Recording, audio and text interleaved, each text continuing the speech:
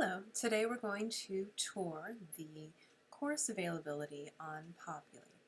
So you will be able to see your available courses on your Populi homepage. You can see here in the bottom right hand corner of your screen I have a list of courses that are available to me for the current semester. So I also have these alerts that are showing up in the middle of the screen. This shows me when I have an assignment uploaded or a message available from a student on any particular course page. For now, let's go and view one of the courses themselves. So we're going to view my L workshop course. So this is your basic bulletin board, the home page for your class. And on this home page, you can use the bulletin board to actually send a message to your students. So anything I type here will, if I post it, be emailed to all of the students on my roster and will remain in perpetuity on this bulletin board. I like to think of this as an old school bulletin board where we can actually use tacks and pieces of paper to communicate to our students. But for virtual purposes, think of this as the same thing plus an email component. So this allows you very quickly, whether you're on your phone, your iPad, or your computer, to communicate with your students. Now, if we go into the section up here with these links, so email this section allows you to actually directly email your students from your home page.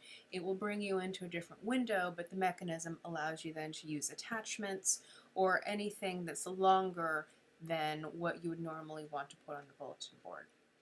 The Disable Student Bulletin Board Post feature stops your students from posting on this particular bulletin board, meaning that while I can type and post here, so can the students that are enrolled in my class. Now, if you don't want the students to be able to do that, just disable it via this link right here. Now let's go to the info page. For this info page, most of what you'll see has been added by Sashi. And there are things that you can add here, such as files and other supplies and the such, but I would recommend that you actually don't post here since this is a function for Sashi and we don't want to confuse any of the sources. So when we go over into assignments, this is where a lot of your control comes in. This is where you can post assignments and give them point allocations and due dates, and also then go forward to create upload points for your assignments. And I'll do another video in a few minutes about how to actually upload an assignment. But for now, here is where you could create groups of assignments. For example, if you want to have several different essays that are available throughout the course of a semester, you can create an assignment group for essays. And then for the MBE quizzes, you could have a group that are MBE quizzes. And why do you bother doing that? Because most of us go through and allocate a certain percentage of points in the course to each group. So, for example, the civil procedure class in San Luis Obispo may allocate 10% of an overall course grade to the MBE quizzes. So it helps to go through and then use the 10% allocation for the MBE assignment group. And this is all for your purposes for course assignments that happen during the semester. Sashi obviously would then use the final exam and midterm scores to create the final blind graded mechanism. But this allows you control during the semester to track your students. So under lessons, this is your main communication point for your students. You can see here that I have 4 individual lesson pages, and I would suggest that you think of a lesson page as an individual course page. So for example, class 1, I have a lesson page for my first class session. And that class page then goes through and reviews some of the information that I covered in my first class.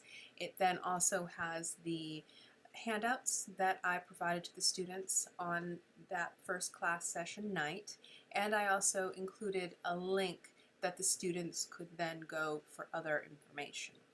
It also allows you to link to the assignment that is associated with that night. So at the end of class 1, I gave the students an assignment, and this is the upload point for those students. And we'll go into that in just a second. Now, if I wanted to add a discussion, for example, if I wanted to allow students to post questions that they had after they reviewed the materials, I could add that discussion here. And I can then go through and actually grade the posts that the students make and use that as an additional assignment. And we can go into discussions more a little bit later.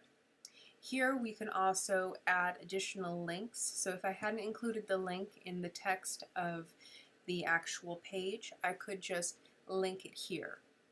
And that would allow the students to just have one source for all of your links. That's useful if you are using many different links for your different sources. And then here are the files for all of your handouts and any other documents that you want to provide to the students.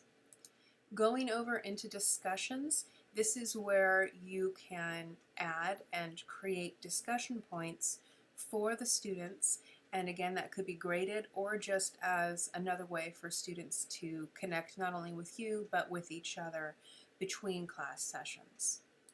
The test feature is something that a lot of the MBE professors are familiar with. This is where we administer MBE tests or any other type of multiple choice test.